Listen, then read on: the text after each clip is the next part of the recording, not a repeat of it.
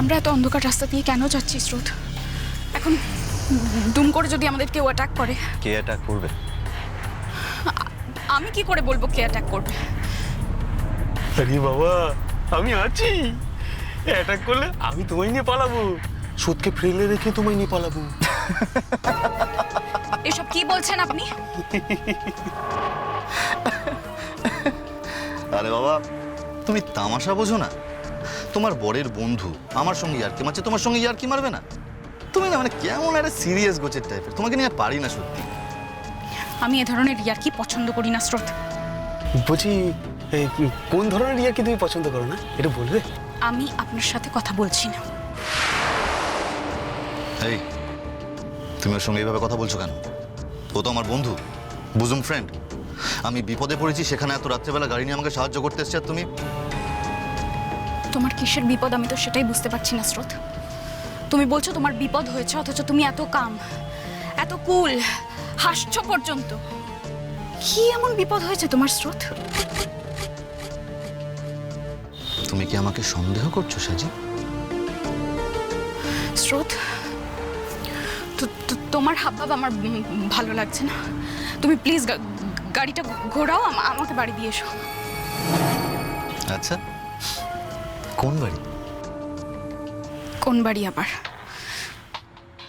আপাতত তোমাদের বাড়ি। তার মানে সাজি, তুমি আমার বিপদে আমার পাশে থাকবে না? তোমার তোমার কি বিপদ হয়েছে আমি তো সেটাই বুঝতে পারছি। আপনি হাসছেন কেন এভাবে অসভ্যের মতো? এই, তুই এরকম অসভ্যের মতো হাসছিস কেন রে? দেখছিস না আমার বউটা কিরম রেগে যাচ্ছে? ওকে একদম রাগাস না। আর ও তো বলেছি তোর সঙ্গে কথাও বলবে না, ওকে এরম রাগাস না। তোর বউ আমার সাথে কথা না বলে যাবে কোথায়? ওকে তো আমার সাথে কথা বলতেই হবে। আপনি কে যে আপনার সঙ্গে কথা বলতে হবে? কেন কথা বলতে হবে আপনার সঙ্গে? এই শুনুন, আপনার ফ্রেন্ডের বিপদে আপনি না হয় গাড়ি দিয়েছেন, আপনার গাড়ির তোয়াক্কা আমি করি না। গাড়িটা না পেলে না আমরা অন্য কোনো একটা গাড়ি ভাড়া করে নিতাম। কতগুলো টাকা লাগতো বলো তো সাজি? তোমার কাছে কি গাড়ি ভাড়া করার টাকা পর্যন্ত নেই? না হয় আমি দিয়ে দিতাম। ইস, আরে আগে বলবে তো, এই বেচারাকে এত কষ্টই দিতাম না। আরে আমি কষ্ট করতে তো রাজি, কষ্ট করাই তোমার কাজ, আর কষ্ট করতেই তো এখানে এসেছি।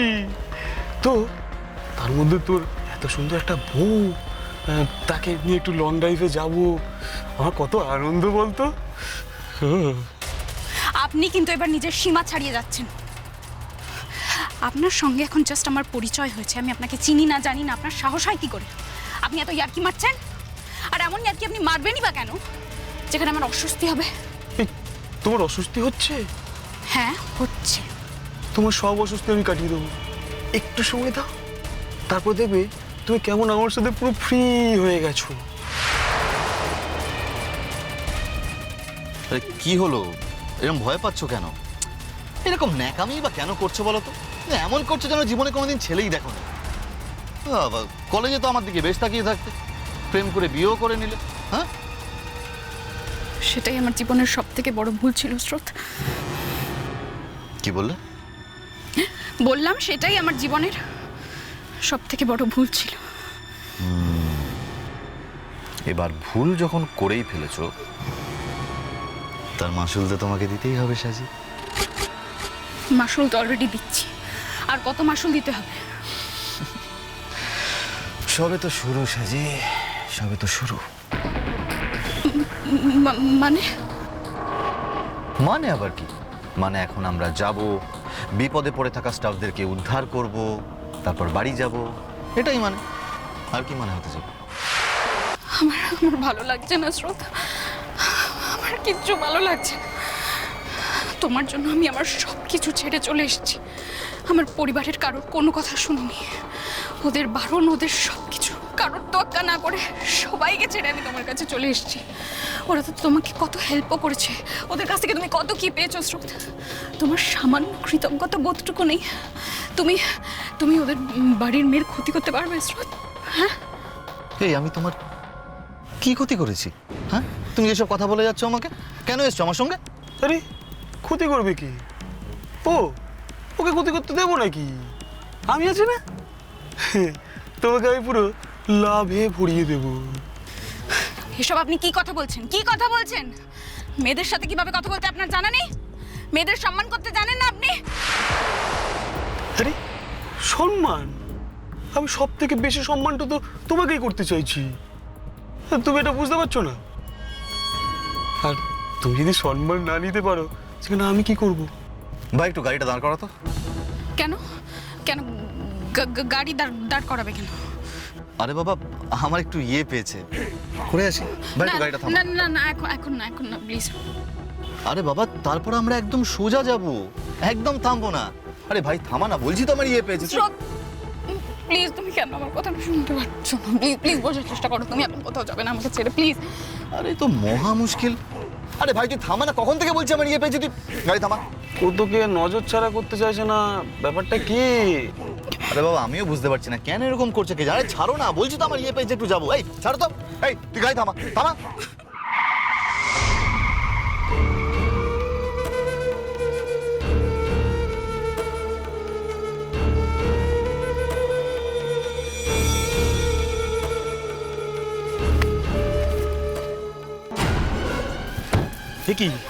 কি কোথায় যাচ্ছ তুমি? ও যেখানে গেছে আমি সেখানে যাব। এই তুমি চালাও।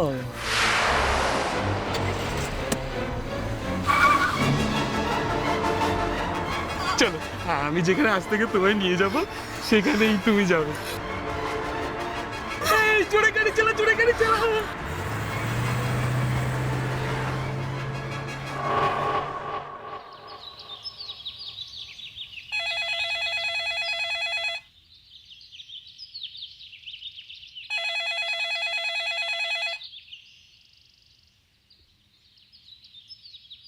হ্যালো। হ্যালো, আমি স্রোতের মা বলছি। হ্যাঁ বলুন, কি ব্যাপার? কি বলবো বলুন তো? কি মেয়ে যে আপনারা তৈরি করেছেন কে জানে বাপু। সকালবেলা কাউকে কিছু না বলে আপনাদের বাড়িতে চলে গেল। ঘুম থেকে উঠে দেখি বউ বাড়িতে নেই। নেই তো নেই, তার সাথে তার গয়নাগাটিও নেই, তার শাড়িপত্রও নেই। এইভাবে আমাদের চিন্তা হয় না বলুন তো? উহ, আমার ছেলের জীবনটা বিয়ের পর থেকে একেবারে ধ্বংস করে দিল ওই মেয়ে। আরে কি বলছেন কি আবল তাবল কথা? ও তো এখানে আসেনি। আসেনি? তাহলে গেল কোথায়? আরে আপনার বাড়ির বউ আপনাদের দায়িত্বে ছিল, আপনাদের ওখানেই ছিল। তো সেই বউ কোথায় গেল আমরা কি করে জানবো? কি ব্যাপার গো? কি হয়েছে? কি বলছিস? সাজি কোথায়? বলছিলাম আজকেই তো আজকে সকালেই তো আমাদের ওদের বাড়ি যাওয়ার কথা ছিল। কি ব্যাপার, কি হয়েছে যেটাই? বলছে সাজি নাকি বাড়ি থেকে বেরিয়ে গেছে গয়না গাটি সমস্ত কিছু নিয়ে।